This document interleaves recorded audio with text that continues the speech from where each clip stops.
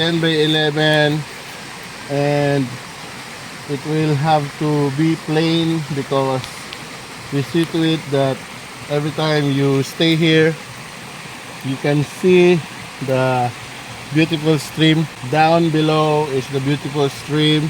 That's why the second kubo is going to be here.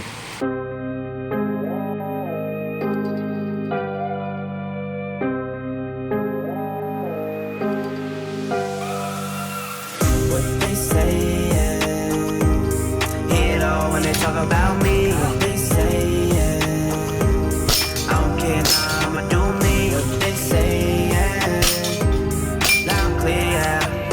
What they say, I don't care, nah, I'ma do me. Good morning, good morning. For today's episode, guys, we are going to visit Palaya Natural Farm. We're going to check the lettuce there. Alright, let's go.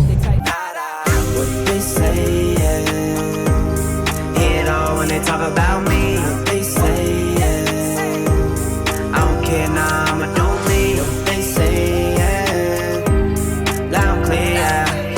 What they say, I don't care, nah, I'ma do me. Bills in my blue jeans, in the pocket, like they Drew Brees. Talking who's who, they like who's me. Grass is green, it just depend on how the view seems. I don't do teams, I review teams. I'm gonna do team, heard you play for two teams. We not the same, no, we in two leagues. Take one loss, start looking for new teams. Let me say this, you can't make money if you never take. It's a blessed morning, guys. Welcome back to my channel. We are here at Palaya Natural Farm. This place is very amazing. You can enjoy the view, the river, the adventure, ATV, buggy, and we have cucumber, we have lettuce here. So we're going to test the airsoft now, but first we're going to check the lettuce. Everything is look good. Arnel is now transplanting this lettuce. Nagdala ako ng seeds. Pero yung in-order ko na 4 na pack, papunta na. Kuhanan ko na lang ng isa kasi akin yan. Tapos yung 3 padala ko. Mga ano yun, 20,000 higit yun. Tawid na yun sa kabila, no? Tawid na po yun. Guys, if you want basil, we have basil here. So ongoing growing, guys. So we are in hurry because the demand is very high. That's why Arnel is in hurry also on planting seedlings. So we are up. We have more seedlings to come, and we promise to produce more. Let's go, guys. After we check the lettuce ongoing transplant, so probably 3 weeks from now available, and hopefully we continue producing more lettuce here. So now we are going to set up the airsoft. So thanks to Kuya Jun Colegio, we made this one so that the firing range will look so great and beautiful. Let's go.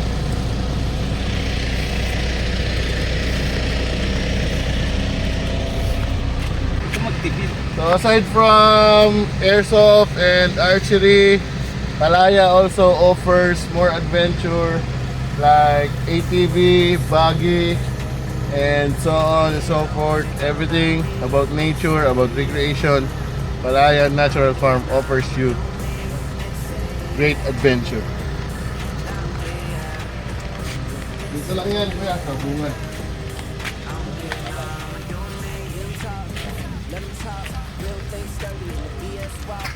Stand up, God won't see me fall. Stay in the cut, won't see me ball. Cause I'm low key, and they think they know me. Like a 30-30, try to dig in this OD. I just let them type what they type, they don't own me. Everything is earned around here, you don't owe me. They say, hear it all when they talk about me. They say, I don't care, nah, I'ma do me. They say, loud and clear.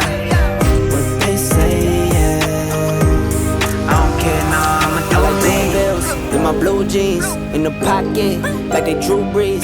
Talking who's who, they like who's me. Grass is green, it just depend on how the view seems. I don't do teams, I review teams. I'm gonna do team, heard you play for two teams. We not the same, no, we in two leagues. Take one loss, start looking for new teams. Let me say this, can't make money if you never take risks. Gotta take L's if you wanna get wins. Simple talking 101, basic as it gets. Let me say this, can't make money if you never take risks. Gotta take L's if you wanna get wins. Simple as a 101, basic as it gets. What they say, never take risks. Gotta take L's if you wanna get wins. Simple talking 101, basic as it gets. Let me say this, So, can't make money if you never take risks. Gotta take L's if you wanna get wins. Simple as a 101. we're going to start here. Then go here. When they talk about me, they say I don't care now, I'ma do me. They say loud clear. What they say I don't care now, I'ma do me. Hear you loud and clear cause you talk a lot. Doesn't bother me a bit, I just walk it out. Long as that big body test in the parking lot, I'ma skirt out the parking lot. What they say when they talk about me, they say I don't care now, I'ma do me. Sakto lang. Pwede. Yung akin.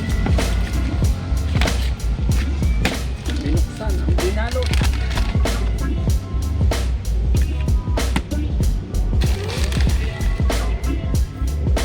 Clock 17.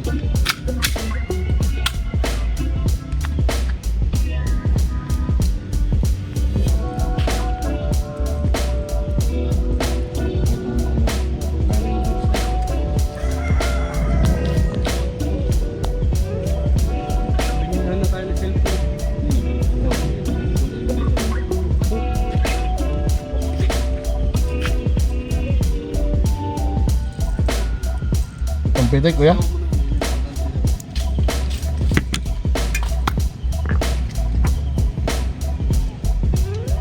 Wala dapat sir, hindi nauubusan yun eh. Sir Will, nasisingit ko ng sagot pag katao.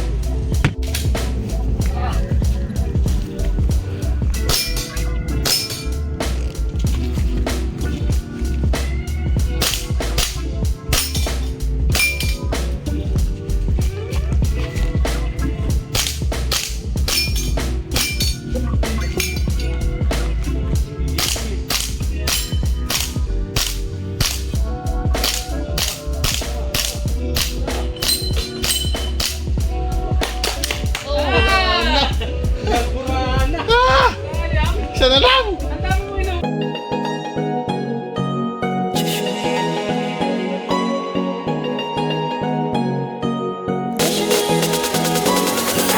जश्ने रात बुलाए, जश्ने रात बुलाए, कुड़ियों मुंडियों मौज उड़ाओ, कुड़ियों मुंडियों मौज उड़ाओ, जश्ने.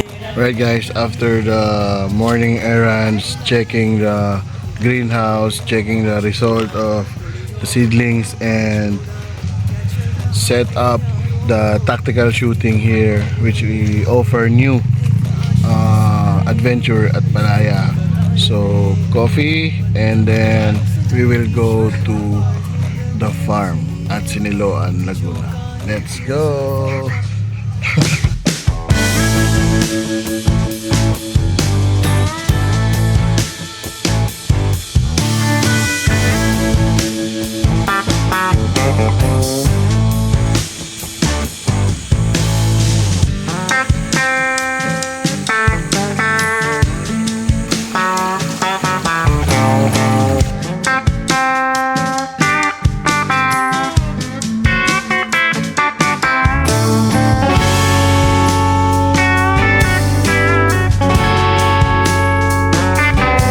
Hi guys, we are now here in our own farm, so we will have to check the updates of the coconut, dwarf coconut, the 2 giant mango, and the 2 seedlings of durian, and also the 2 seedlings of mangosteen, which we bought from our late friend Zach Sarian. So this area will be the final area wherein we will have to put the greenhouse for hydroponics, and that area is for the cabin, and somewhat we'll make small pool for our guests later. So let's first check the dwarf coconut.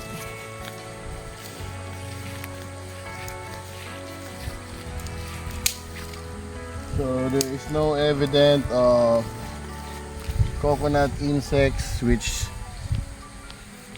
we spray immediately the insecticide. So we just have to secure the growth of this dwarf coconut, because this is the aromatic Thailand and it is very sweet. It is like soft drinks. So we go there, we check the giant mango.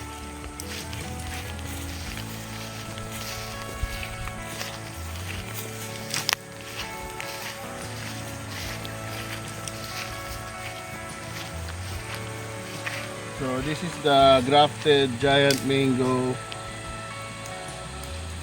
We bought two seedlings, one from here and one over there.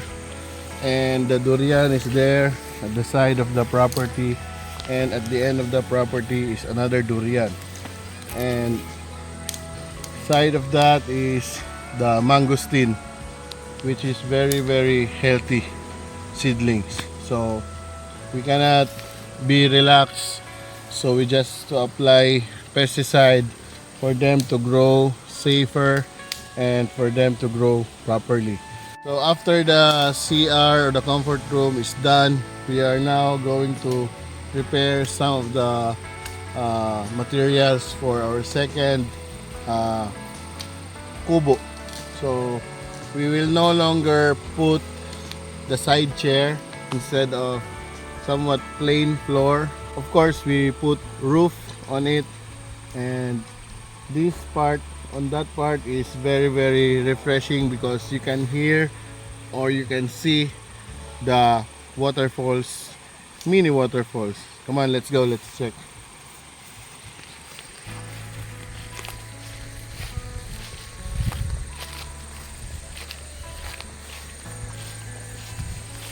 So part of this property is the mini sunflower. We did not remove it, we just have it there.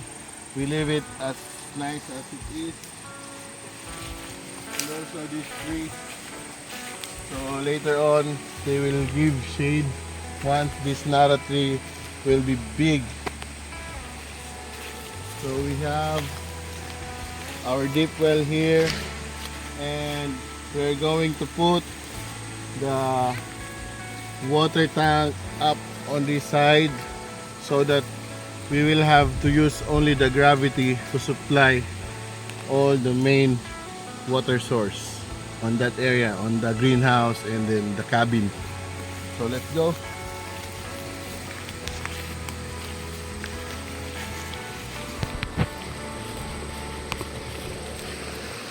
This is the first mini waterfalls. Right now.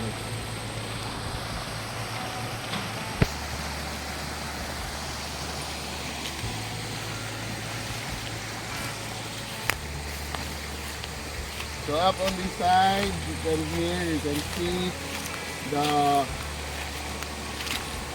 somewhat river. Okay. So here is the area. We can have our 10 by 11 kubo, 10 by 11, and it will have to be plain, because we see to it that every time you stay here, you can see the beautiful stream down below is the beautiful stream. That's why the second kubo is going to be here. 10 meters by 11 meters. So this one is very relaxing place. So update on our bamboo. Giant bamboo is doing well.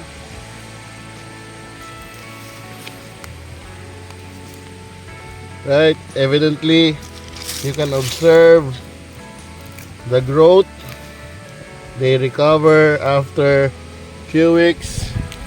One, and then second is here. No signs of life. Wala na, no? Tatlo lang to, no?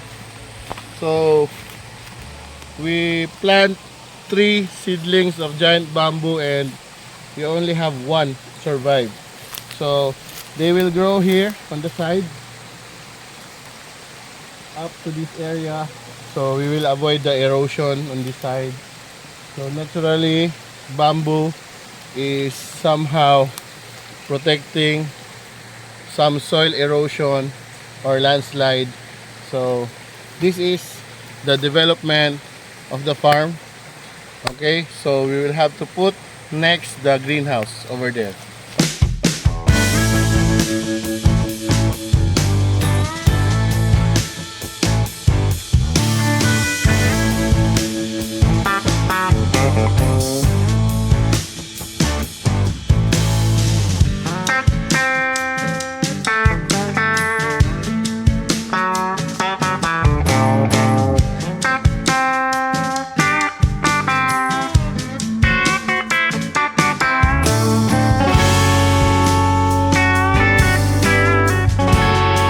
Right guys, that's it. That's the development. That's the update development on our farm. So slowly, little by little, we develop. We love to update each day, each development, and hopefully we can invite visitors here to have a camping, to enjoy fresh lettuce, because we are going to put greenhouse also here. So thanks for watching guys. Peace.